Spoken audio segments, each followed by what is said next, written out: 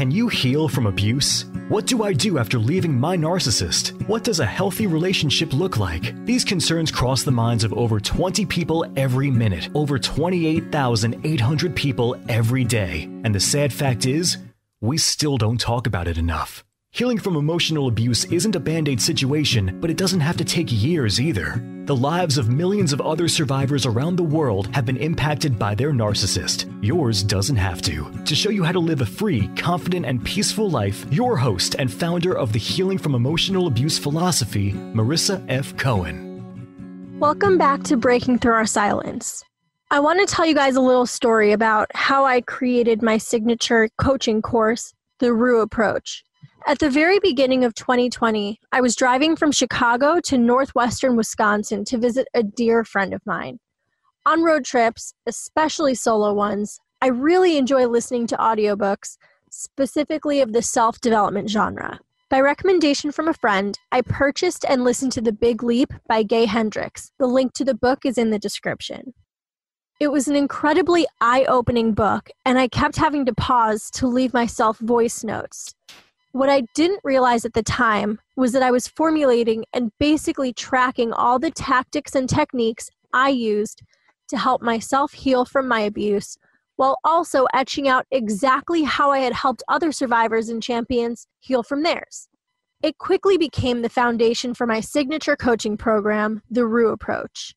The Rue Approach is a simple 5-step system to healing from abuse from beginning to end. It follows you through each phase of your healing journey with insight and activities to help accelerate and supplement your healing, starting with breaking your silence. Breaking your silence, which is a step I've focused on and encouraged thousands of people to do through my Breaking Through the Silence book series and appropriately named Breaking Through Our Silence, the podcast. Breaking your silence allows you to take your voice back. The thing with abuse is it hurts us so deeply that we lose ourselves. We lose who we are, our voice, and our identity. And our abusers hold us captive even after the abuse is over or after we leave because we feel isolated and alone. But we aren't alone. None of us are. And I learned from sharing my story that the more people I shared with, the more people shared with me. And that's when I started to realize that I wasn't alone. We will always have people who we can relate to. That's the beauty of sharing your story. You never know who you're helping to break their silence. We're a community because we're all rebuilding our lives together.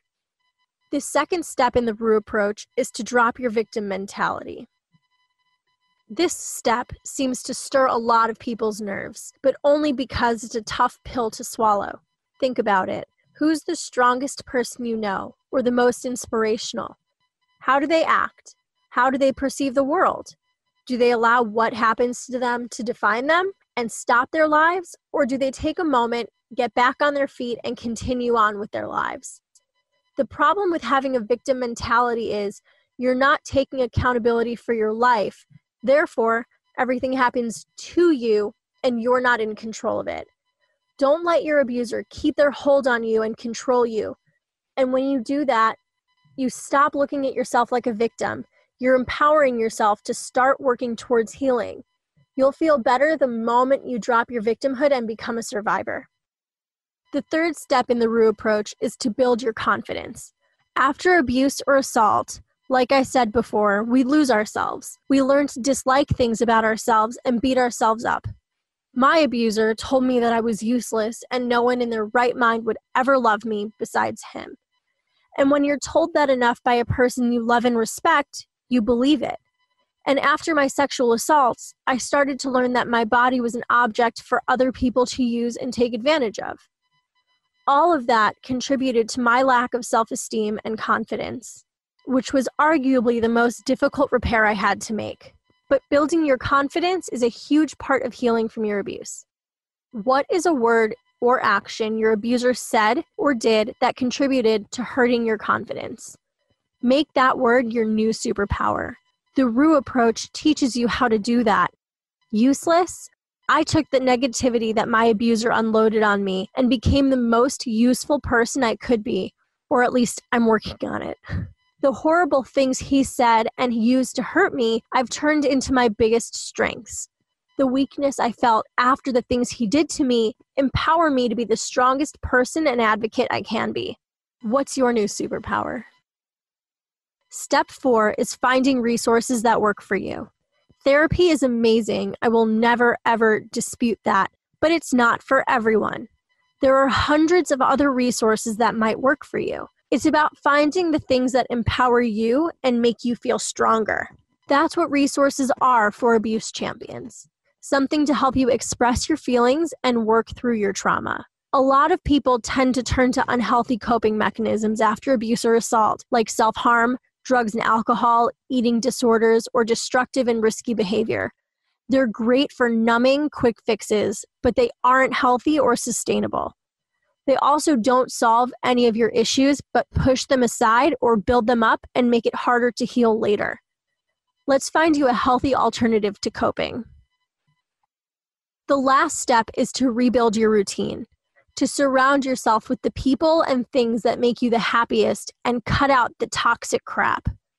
Changing your routine to be doing the things that make you feel good change your overall perspective. It's time to reevaluate the people and things that you keep close to you. Who in your life makes you happiest to be around? Who encourages you to be your best?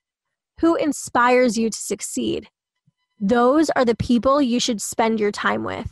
Simple changes like the people who you surround yourself with make a huge impact on your perception of your reality. So spend your time with the people who inspire you and who make you the person that you want to be. And that's all she wrote, literally. Changing your life and healing from your abuse can be that simple. It takes work, patience, self-care, and determination, but the payoff is worth the work.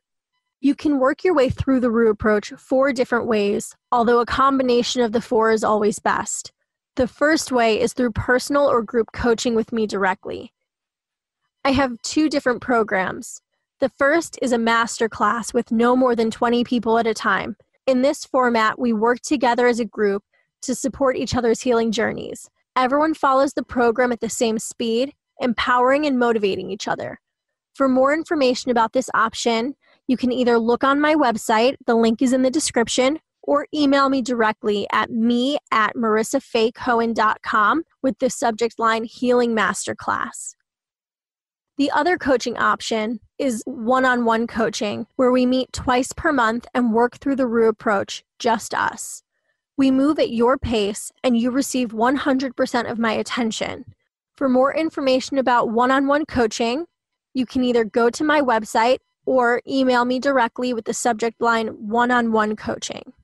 I also have a self-study course for the RU approach available. It comes with guidance and worksheets already built in. You can move at your own pace and heal in your time. This is available on my website under courses. The final option is reading my best-selling book, The RU Approach, Healing from Abuse, available on my website or on Amazon. Both links are in the description. I hope this episode has intrigued you to learn more about the RU approach, but more than anything, I hope it inspires you to start living your best life, peacefully and fully. We only have this one life, and it really makes me sad to see so many people giving up on enjoying it because of something that happened to them. We are so much more resilient than we give ourselves credit for. Take your power back. Take your life back. I'm proud of you.